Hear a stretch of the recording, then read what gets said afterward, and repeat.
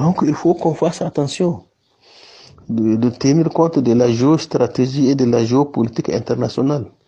La Russie, elle est dans un club, dans un bloc des puissances émergentes, des grandes puissances nucléaires émergentes.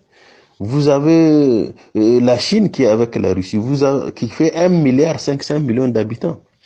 Vous avez l'Inde qui fait 1,3 milliard d'habitants qui est avec la Russie. Vous avez le Pakistan qui fait près de 200 à 500 millions comme ça d'habitants. Vous avez la Turquie qui fait dans les 300 millions d'habitants. Et ici en Afrique, quand vous regardez à l'Algérie, qui est un allié inconditionnel de la Russie, vous avez l'Afrique du Sud. J'en passe, il y en a beaucoup de pays émergents qui sont avec eux dans ce groupe. C'est un groupe qui militent pour un nouvel ordre économique international. Ils sont en train de se battre pour que le monde soit multilatéral. Ils veulent rompre avec l'unilatéralisme imposé par les États-Unis. Les États-Unis veulent imposer leurs lois, leur seul dans le monde. C'est ça en réalité les enjeux. Nous devrons comprendre ces enjeux et regarder vers où il faut se mettre.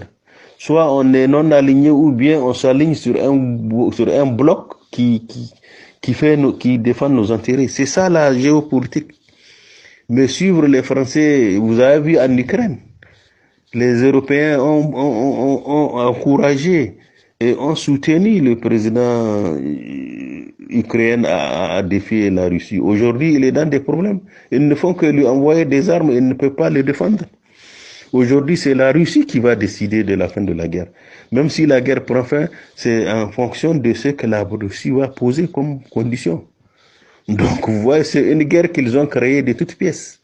Le président Erdogan, compte tenu de ses relations avec les Russes, il a voulu créer des conditions pour une sortie honorable. Mais les Américains et les Français, comme ils ont un autre agenda, ils ont saboté cet arrangement. On devrait tenir compte de nos intérêts.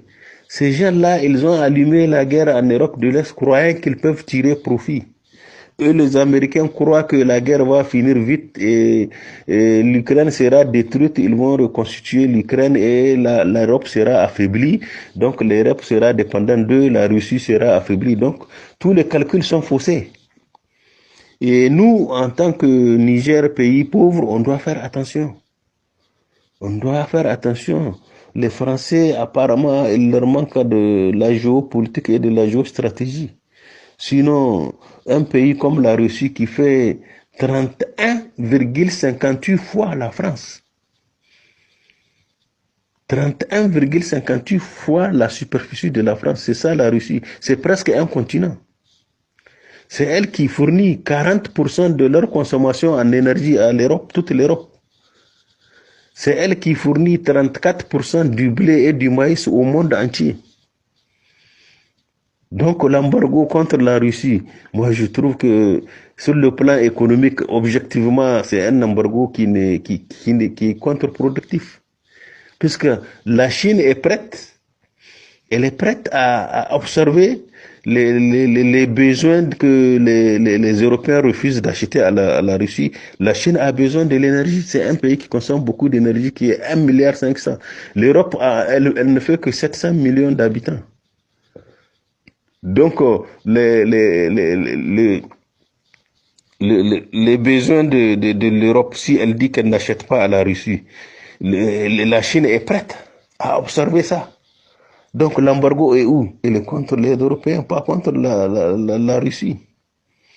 Vous avez l'Inde qui fait 1,3 milliard, un grand consommateur.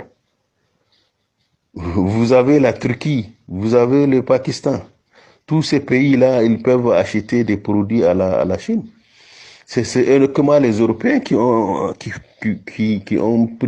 font l'embargo contre la Russie. La Russie continue à commercer avec le reste du monde. Donc, vous voyez, la stratégie adoptée par l'OTAN n'est pas bonne. L'OTAN a eu à conduire des guerres sur les bases des mensonges. Vous avez l'Irak, vous avez l'Afghanistan, vous avez le tout proche de nous, la Libye, où ils ont menti sur Kadhafi pour le tuer. Bon, toute cette stratégie-là, les gens ne vont plus accepter le suivre comme ça aveuglement. Donc, il faut qu'on fasse attention, qu'on réfléchisse, qu'on interroge vraiment les grands spécialistes, nos experts. On a des experts en géopolitique, en géostratégie, des experts militaires, des historiens. Tout ça, il faut créer des conditions pour eux. Ils font ça chez eux avant de prendre des décisions. On ne doit pas suivre comme ça parce que la France veut quitter le Mali, venir s'installer chez nous. Non. Il faut qu'on fasse attention. Quand la situation va pourrir, la France va se retirer, nous laisser dans une situation difficile. Moi, c'est mon avis par rapport à ça.